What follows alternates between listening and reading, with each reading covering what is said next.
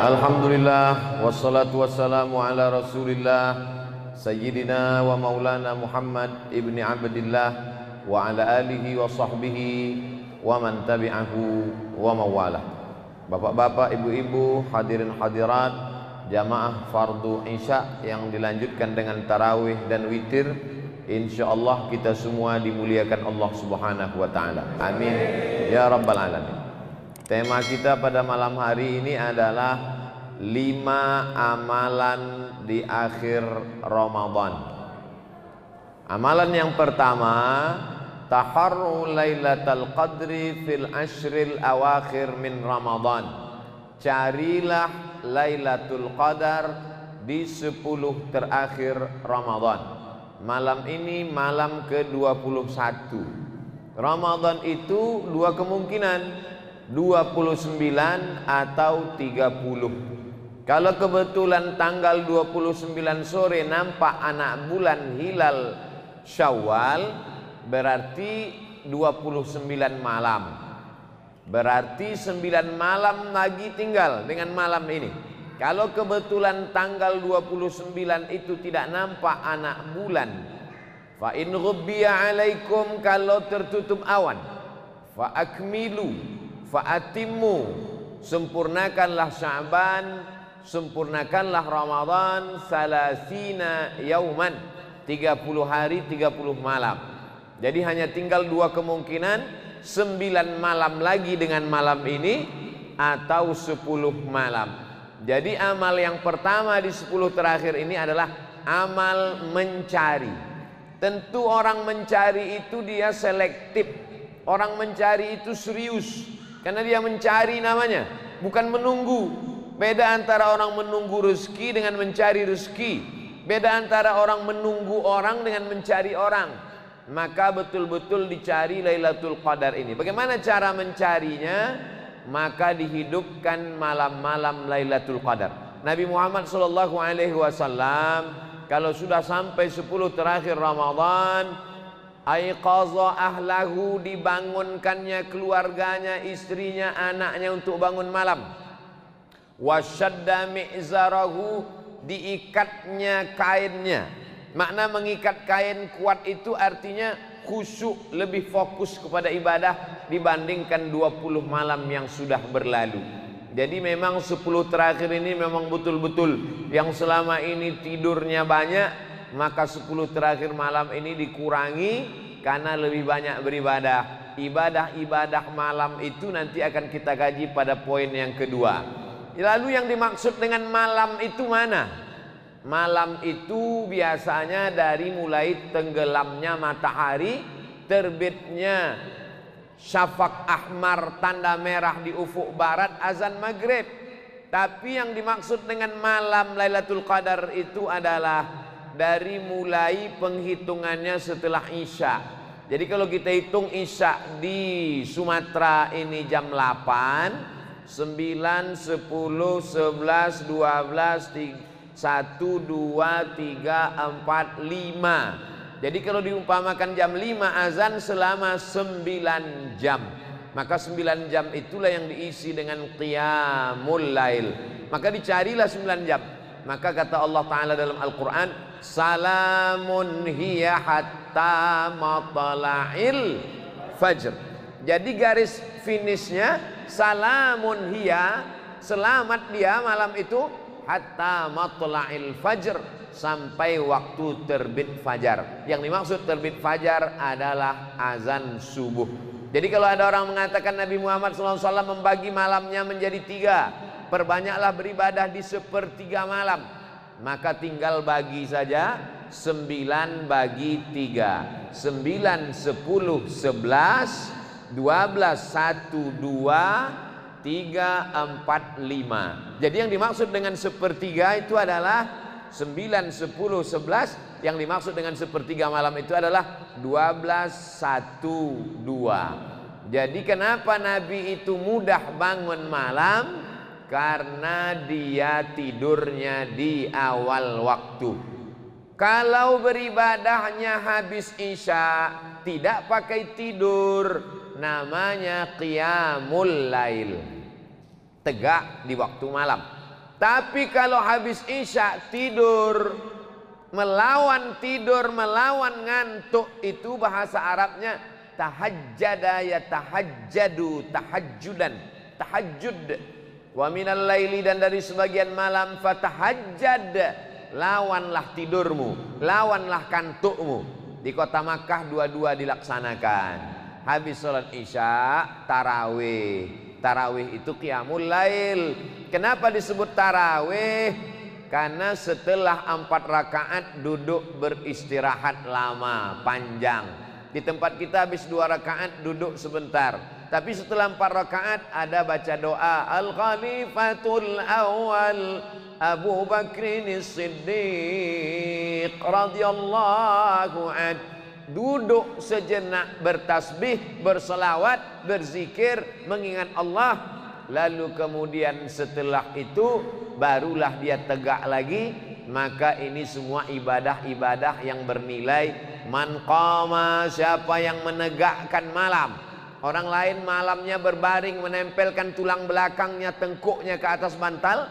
Tapi dia man qama, tegak. Ramadan, imanan, karena iman kepada Allah, wahtisaban, karena mengharapkan balasan dari Allah, ghufira lahu ma taqaddama min dzambih, maka diampunkan Allah dosa-dosanya yang lalu. Kalau dia bangun setelah tidur, namanya tahajud. Kalau dia tidak tidur, namanya qiyamul lail. Maka kita disuruh untuk qiyamul lail. Malam-malam ini dihidupkan, bahkan tidak tidur sama sekali. Bahkan orang-orang soleh itu memang dari mulai isya sampailah subuh. Dan di Indonesia ada beberapa masjid yang melaksanakan qiyamul lail dari isya sampai subuh. Ada yang setengah Al-Quran 15 juz, bahkan ada yang 1 juz selama 8 jam. Potong, makan, sahur, zikir, baca Quran, dan istirahat sejenak. Jadi amalan yang pertama adalah amalan mencari. Mencari itu bukan amalan Pak Ustadz. Amalan itu kan sholat, zikir, baca Quran. Mencari itu amalan. Mencari ilmu amalan. Man kharaja fi talabil ilmi, siapa yang keluar rumah berniat menuntut ilmu, fahuwa fi sabilillah, maka dia sama seperti orang yang berjihad fi sabilillah hatta yarji'a, sampai dia pulang ke rumah.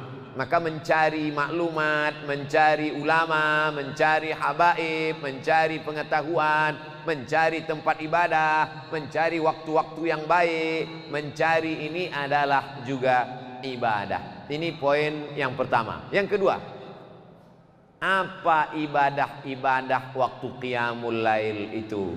Qiyamul lail umum, qiyam tegak. Orang yang tegak tak tidur, orang berbaring bisa tidur, orang duduk bisa tidur. Kalau orang tegak tertidur, lututnya akan bengkok, pasti dia jatuh. Berapa banyak jamaah saking kenyang perutnya tarawih tertidur waktu tegak, jatuh dia. Maka ketika orang qiyam tegak, maknanya dia malam itu tidak diisi dengan tidur. Lalu diisi dengan apa? Malam 9 malam dalam 21, 22, 23, 24, 25, 26, 27, 28, 29 ini. Yang pertama diisi dengan solat sunnat. Solat isya berjamaah, habis isya ba'diyah, habis ba'diyah tarawih, habis tarawih kemudian witir, lalu kemudian pulang ke rumah, nanti bangun malam solat sunat wudhu, habis solat sunat wudhu solat sunat taubat, habis solat sunat taubat solat sunat tahajud, habis tahajud kemudian solat sunat witir. Tidak lagi witir karena udah witir habis tarawih tadi. La witrani, tak boleh 2 kali witir fi lailatin, dalam 1 malam. Tak boleh 2 kali witir dalam 1 malam. Tadi sudah solat witir, masjid kita sudah solat witir tadi. Nanti bangun malam hanya solat tahajud saja, tidak ditutup lagi dengan witir.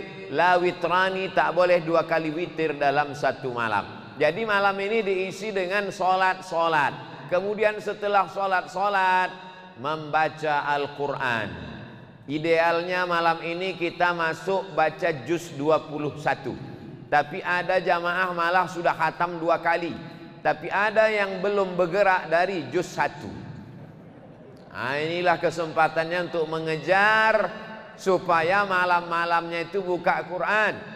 Yang tak bisa buka Quran, buka handphone. Download aplikasi Quran digital di Play Store. Tidak ada halangan. Saya payah bawa-bawa Quran ke sana kemari, masukkan dalam handphone. Nanti kalau handphone saya ada Qurannya, payah masuk WC. Boleh bawa handphone yang dalamnya ada Quran digital masuk WC dengan syarat handphonenya gelap, tidak dalam keadaan hidup. Kalau hidup tak boleh. Tak boleh sampai handphone hidup ada tulisannya zalikal kitabul la raiba fih masuk ke dalam WC, tak boleh. Tapi kalau dimatikan gelap dia boleh. Sama juga macam kepala kita ini. Kepala kita ini walaupun tak 30 juz tapi juz 30 kan ada di sini. Kalau kita masuk ke toilet kan kita bawa kepala kita ini. Boleh. Tak perlu kepala ini kita tinggalkan di pintu lalu masuk kita ke dalam. Itu dalil untuk mengatakan Quran yang ada di dalam handphone boleh dibawa karena dia tidak dalam keadaan hidup. Maka bacalah Al-Quran terus hatamkan. Target mesti khatam. Masih ada 9 malam untuk diisi dengan Al-Quran. Duduk satu juz, 1 jam 1 juz, 2 jam 2 juz, 3 jam 3 juz. Berarti kalau 3 juz malam ini, 10 malam lagi insya Allah. Yang belum memulai baca Quran, start malam ini, insya Allah sebelum malam takbiran sudah khatam insya Allah. Amin. Yang tak bilang amin, diaminkan Allah SWT, diaminkan para malaikat, dikabulkan Allah Ta'ala doa-doanya.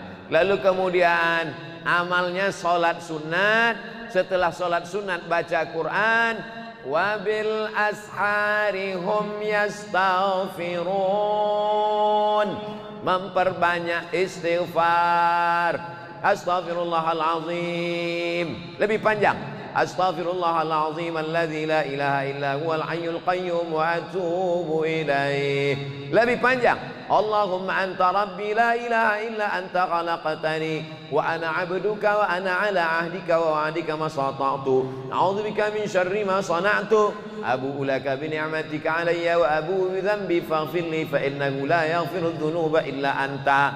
Man lazimal istighfar, siapa yang memperbanyak istighfar, ja'alallahu lahu min kulli dhiqin makhraja, setiap kesempitan hidupnya diberikan Allah kelapangan. Wa min kulli hammin faraja, setiap kesempitannya diberikan Allah jalan.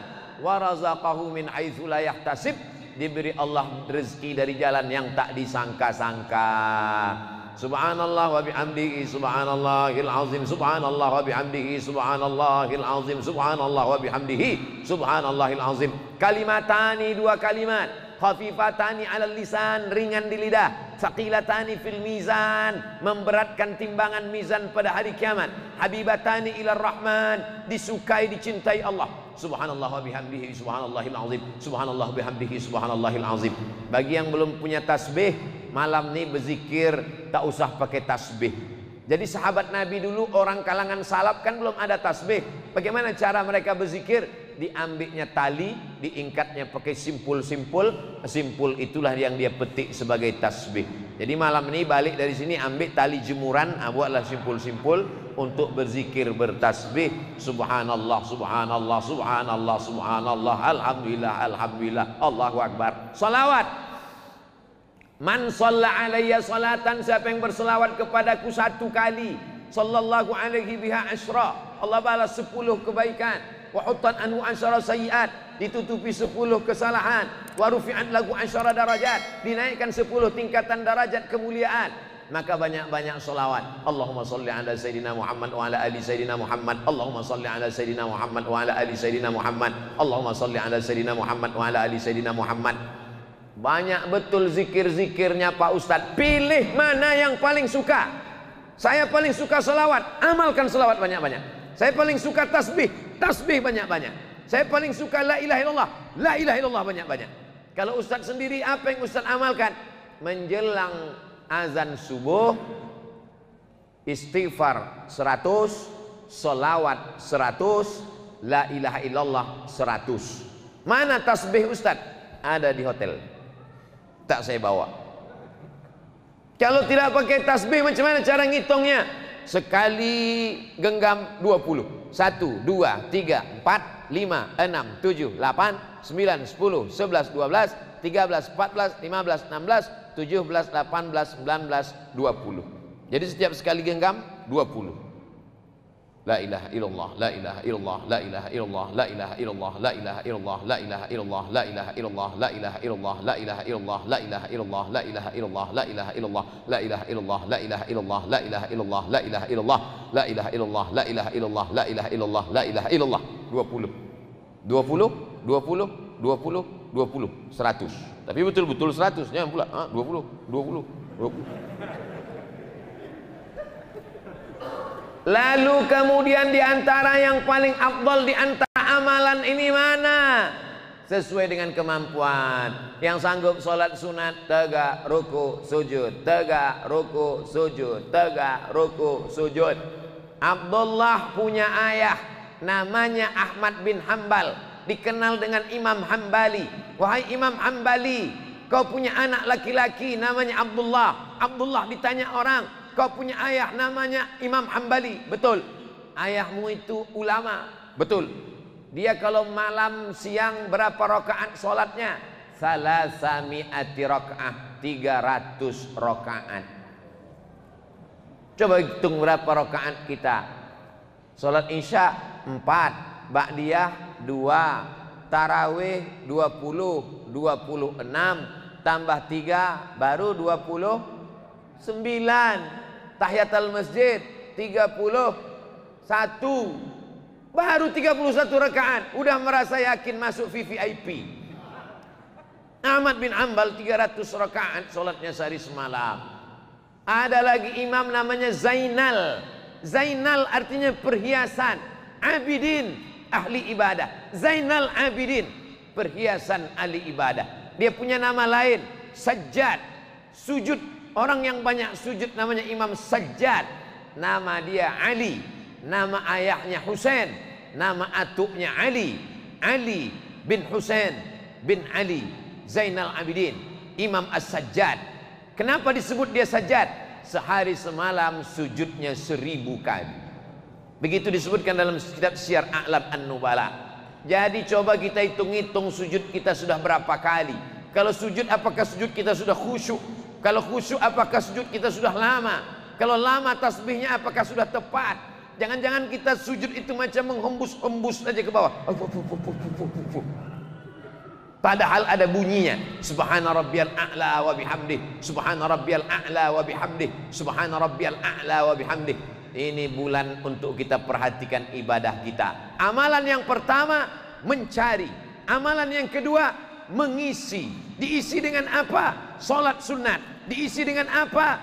Zikir, tasbih, tahmid, takbir, istighfar dan salawat. Diisi dengan apa? Diisi dengan tegak, muhasabah, merenung. Aku ini akan kemana? Sedang berada di mana? Kalau aku mati yang aku bawa ini apa? Ini yang penting, karena ajal bukanlah pulsa yang bisa diisi ulang. Kalaulah ajal itu pulsa bisa diisi ulang, berapa banyak orang-orang kaya bisa menambah umurnya. Makin canggih rumah sakit, makin hebat dokter spesialis, ternyata angka kematian makin tinggi. Maka kesempatan kita untuk mengambil meraih amal-amal soleh hanya tinggal 9 malam saja lagi, Bapak Ibu yang dimuliakan Allah Subhanahu wa ta'ala. Amal yang ketiga, adalah membayar zakat fitrah. Membayar zakat fitrah sudah bisa dimulai pada akhir-akhir malam Ramadan ini. Menurut mazhab Maliki dibayar 2-3 hari sebelum Idul Fitri. Menurut mazhab Syafi'i sudah bisa dibayar sekarang. Mau pakai beras silakan bayar pakai beras, ikut timbangan mazhab Syafi'i dalam kitab Al-Makayil wal Mawazin Asy-Syar'iyyah 2,40. Tapi kata Kementerian Agama 2,5, ikut Kementerian Agama. Tapi kata kiai saya 2,7, ikut kiai kamu. Bingung saya Pak Ustadz, genapkan 3 kilo. Jangan berhitung-hitung sama Allah. Nanti Allah berhitung-hitung sama kita, dikasihnya napas kita setengah, baru kita tahu berapalah itu seon 2 on. Kenapa kita berhitung sama Allah? Kalau kita tidak berhitung sama Allah, Allah pun tak akan pernah berhitung kepada kita. Saya malas bawa beras ke masjid. bayar pakai duit menurut mazhab Hanafi, tapi beratnya ikut berat mazhab Hanafi. Berapa berat satu sok menurut mazhab Hanafi? Satu sok itu beratnya 3,25, 3 kilo 25 gram. Sumbernya Al-Makayil wal Mawazin Asy-Syar'iyyah. Penulisnya Syekh Profesor Dr. Ali Jum'ah, mantan mufti Mesir, ulama besar Al-Azhar, masih hidup sampai sekarang. 3,25 gram beras. Beras apa? Beras yang paling enak, yang kau makan paling nyaman, paling lezat, paling sedap, paling kenyang. Itulah yang kau bayarkan untuk zakat fitrah. Jangan makan beras enak untuk bayar zakat fitrah beras raskin. Kau sembunyikan, pengurus masjid tak tahu. Beras raskin dicuci pakai pemutih. Banyak orang mati disebabkan pemutih. Diperiksa ususnya putih gara-gara pemutih pakaian dicucikan ke beras. Pembohong, penipu tukang beras. Kalau ada tukang beras yang sakit hati, berarti dia penipu. Kalau dia jujur, tak akan tersinggung dia dengar ceramah saya. Maka ini semua adalah tanggung jawab kita di hadapan Allah Subhanahu wa taala. Faradha Rasulullah sallallahu alaihi wasallam shadaqatal fitri. Nabi mewajibkan zakat fitrah sa'an min tamrin. Satu sa'. Satu sa' itu berapa Pak Ustaz? 4 mud. Satu mud itu berapa Pak Ustaz?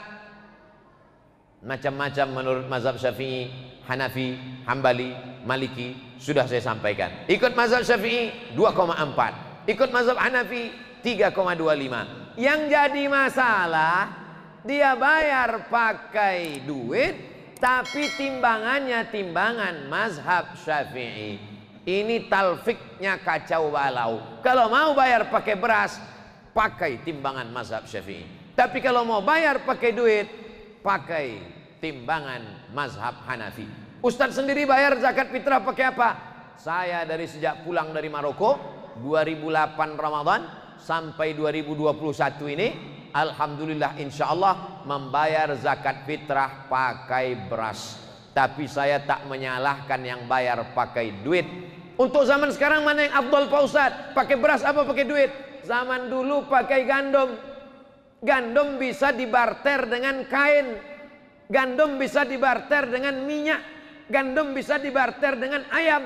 Sekarang kalau ada fakir miskin, di rumahnya ada beras 3 karung, beras itu dijualnya lagi supaya dapat duit. Maka kata Syekh Ali Jum'ah dalam kitab Al-Bayan lima yushghilul azhan, zaman sekarang afdal bayar zakat fitrah pakai duit. Kenapa? Karena orang kaya kalau berasnya banyak, tak bisa beras itu dipikulnya ke mall untuk beli celana. Maka pasti beras itu dijualnya murah. Ujung-ujungnya dia mau mencari duit. Langsung saja bayar pakai duit. Tapi beratnya menurut mazhab Hanafi. Yang mau bayar pakai beras, beli beras ke warung, masukkan ke plastik hitam 10 bungkus. Anak saya, istri saya, cucu saya, menantu saya, ponakan saya, tetangga saya. Bagus, bayarkan orang. Jangan bawa duit dari rumah, tidak mau membungkus beras, tidak mau beli beras, tidak mau bawa beras dari rumah, bawa duit sampai ke masjid baru beli beras. Berasnya cuma setumpuk sebungkus. Aku beli beras ini dengan harga 25.000 tunai.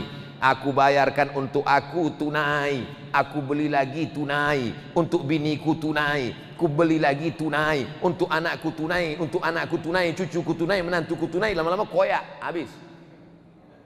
Kalau beras sudah kau bayarkan zakat fitrah, maka pemilik beras ini berarti 8 asnaf. Innamas sadaqatu lil fuqara wal masakin wal amilina 'alaiha wal mu'allafati qulubuhum wa fir riqab wal gharimin wa fi sabilillah wa ibnis sabil. Berarti pemilik beras ini 8 asnaf. Mana bisa kau beli beras ini dari amil? Amil bukan pemilik beras. Berarti jual belinya batal. Kalau jual belinya batal, berarti zakat fitrahnya batal. Lalu bagaimana dengan zakat fitrah kami tahun-tahun lalu? Apa boleh buat? Banyak-banyak istighfar lah. Tahun ini jangan dibuat lagi. Kalau mau bayar pakai zakat fitrah, pergi ke warung, beli beras, masukkan ke plastik. Berapa di rumah? Suami, istri, anak, cucu, menantu, 5 bungkus. Bayarkan. Tidak mau bayar pakai beras, bawa duit. Bayar pakai duit. Ini tentang masalah zakat fitrah. Membayar zakat fitrah ini waktunya dua. Ada namanya waktul jawaz, ada namanya waktul wujub. Waktul jawaz boleh membayar zakat fitrah sekarang. Pembayaran zakat fitrah sudah dibuka, boleh sekarang.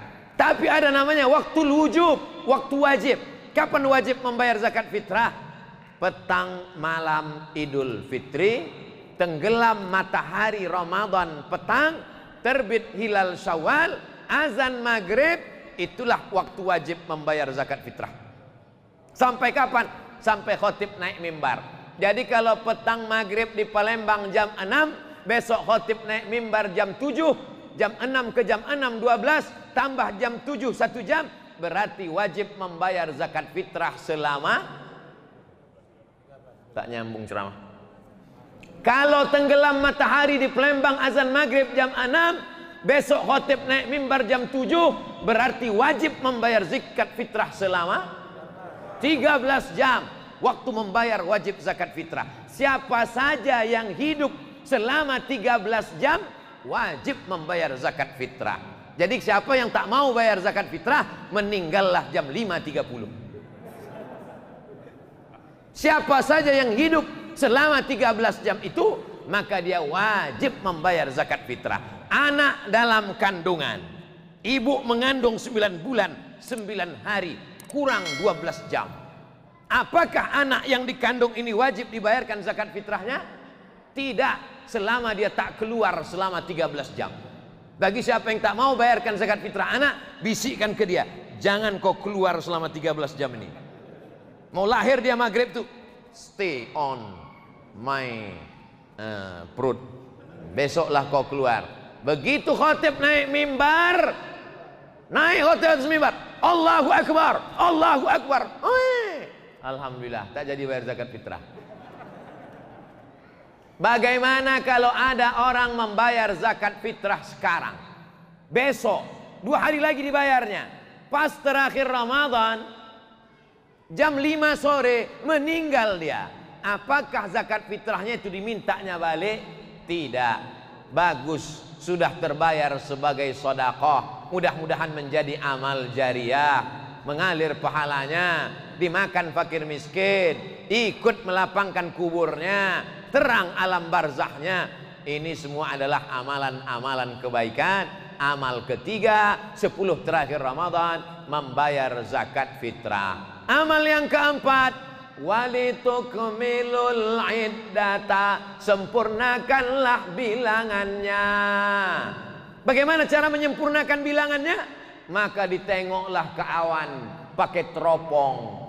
Harga teropongnya 50 juta, dipasang di atas gedung paling tinggi di kota. Sejak dibeli sampai sekarang tak pernah nampak anak bulan. Asal dipasang teropongnya nampak gaji 13. Untuk menengok anak bulan. Nama anak bulan itu hilal. Kalau nampak anak bulan, berarti besok hari raya. Tak nampak anak bulan, berarti Ramadan sempurnakan 30 hari. Dalilnya mana? Sumu li ru'yatih, berpuasalah kamu ketika menengok anak bulan. Waftiru li ru'yatih, berhari rayalah kamu ketika menengok anak bulan. Fa in ghubbiya alaikum, kalau tutup awan, fa atimmu fa akmilu Ramadan 30 yauman, sempurnakanlah Sya'ban, sempurnakanlah Ramadan 30 hari. Simple, sederhana. Saya tak punya alat teropong, saya juga mata tak tajam, maka saya tinggal ikut keputusan Komisi Fatwa Majelis Ulama Indonesia. Lalu kemudian Majelis Ulama Indonesia melapor ke Kementerian Agama, malam-malam diumumkan berdasarkan penampakan bulan sore tadi oleh saksi-saksi tersumpah. Saksi di seluruh Indonesia disumpah oleh Kementerian Agama. Wallahi, tallahi, billahi. Saksinya itu anak muda, matanya masih terang. Saksinya itu jujur dan amanah. Saksinya itu sudah tersumpah. Wallahi, tallahi, billahi. Tidak boleh saksinya orang tua yang matanya kabur, belum disumpah. Karena banyak mengaku menengok anak bulan, setelah ditengok-tengok rupanya bulu matanya jatuh. Nampaknya anak bulan, kata anak bulan. Kok hilang kan bulu mata jatuh? Jadi betul-betul saksi tersumpah, mengaku dia ke komisi fatwa, lalu presentasi Kementerian Agama, namanya sidang isbat, maka ditetapkanlah besok masuk 1 Syawal. Ini pun ibadah. Walitukmilul iddata, ibadah yang terakhir yang kelima, walitukabbirullah, bertakbir memuliakan Allah. Allahu Akbar, Allahu Akbar, Allahu Akbar, la ilaha illallah, wallahu akbar, Allahu akbar, walillahil hamd. Menetes air mata. Kau menangis terkenang emakmu? Tidak. Ayah kau tidak. Kenapa menangis? Tak bisa balik. Mudik tak bisa. Tanggal 6 sampai 17 dilarang terbang. Maka saya pulang ke Pekanbaru tanggal 5 sebelum dilarang. Kalau sampai tanggal 5 tak terbang, berarti hari raya saya di Palembang. Tak bisa terbang. Jangan tepuk tangan pula. Allahu Akbar. Nah, sakut pula saya diaminkan jamaah. Saya sudah ada jadwal di Pekanbaru, khutbah di Masjid Nurus Salam, Jalan Taman Sari.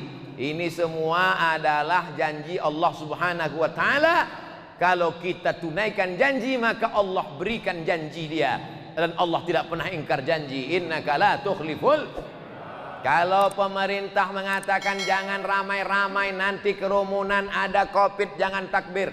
Takbir aja di rumah. Jangan kita bayangkan takbir itu mesti di masjid. Di rumah, ibu sambil membersihkan toples tempat kue. Allahu Akbar, Allahu Akbar, Allahu Akbar. Jangan sampai tak bertakbir, ibu. Jangan sampai tak bertakbir malam. Mengagungkan Allah. Kenapa takbir? Menghilang kesedihan. Terbayang wajah emak sedih, Allahu Akbar. Terbayang wajah ayah sedih, Allahu Akbar. Terbayang baju baru tak jadi dibeli, Allahu Akbar. Bertakbirlah malam Idul Fitri.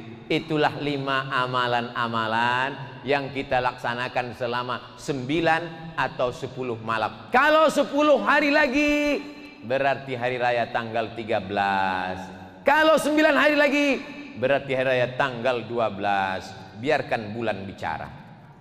Menunggu anak bulan. Kalau bulannya sabit, namanya hilal. Kalau bulannya bulat, namanya badar. Tola'al alaina. Badar bulan purnama. Tapi kalau bulan sabit namanya hilal. Yang terbit di akhir Ramadan itu nanti badar apa hilal? Hilal. Maka suami ibu yang namanya hilal, simpan-simpanlah di rumah. Soalnya dia dicari-cari orang 10 hari lagi. Hilal, Badar sudah jadi nama orang Indonesia. Pak Hilaluddin sama Badarudin. Bapak Ibu yang dimuliakan Allah Subhanahu wa taala, sudah kusampaikan semuanya 5 ibadah ini. Kalau sampai umur kita, insya Allah dapat pahala amal soleh. Andai tak sampai, kita niatkan malam ini, niat mencari Lailatul Qadar, niat mengisi malam-malam Ramadan, niat untuk membayar zakat fitrah, niat untuk menyempurnakan Ramadan, niat untuk bertakbir di malam akhir, ujung, puncak, finish, maka itu pun juga sampai. Walaupun kita besok mati, walaupun sedang ceramah ini saya mati, yang 5 itu tetap dapat karena sudah niat baik. Innamal a'malu binniyat. Itulah yang dapat saya sampaikan pada kesempatan kali ini. Yang baik datang dari Allah, yang tak baik dari hamba Allah yang dhaif. 40 menit kita bersama dari jam 8 sampai jam 8.45. Mudah-mudahan menjadi amal soleh, dapat menjadi bekal menghadap Allah. Ala hazihin niyah, al-Fatihah.